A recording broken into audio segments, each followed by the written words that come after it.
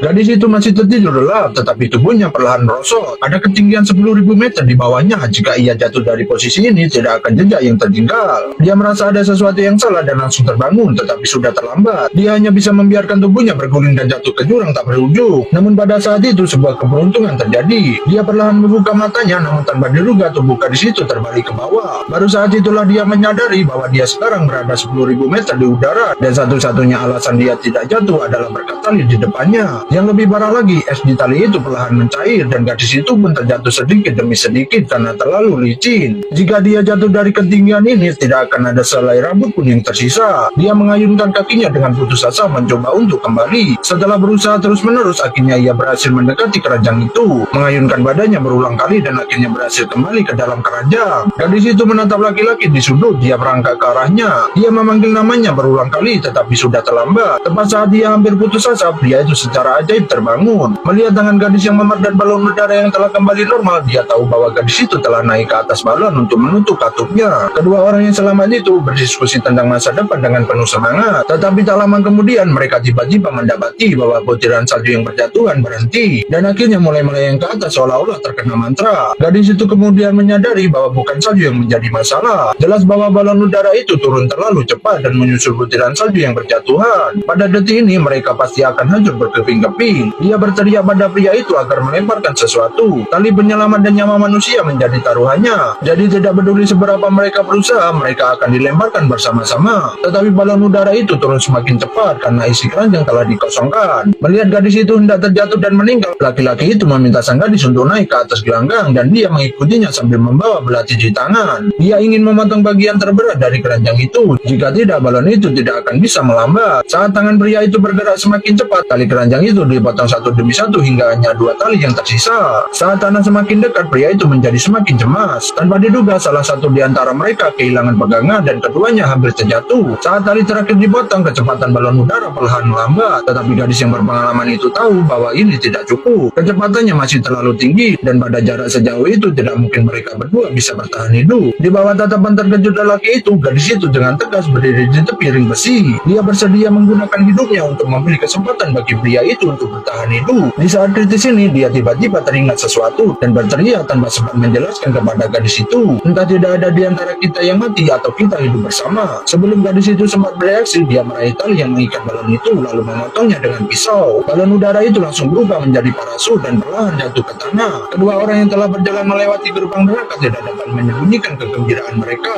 Mereka saling berpegangan tangan dan meluncur dengan penuh keberanian. Setelah beberapa waktu, keduanya akhirnya terbangun berjalan tertatih-tatih menuju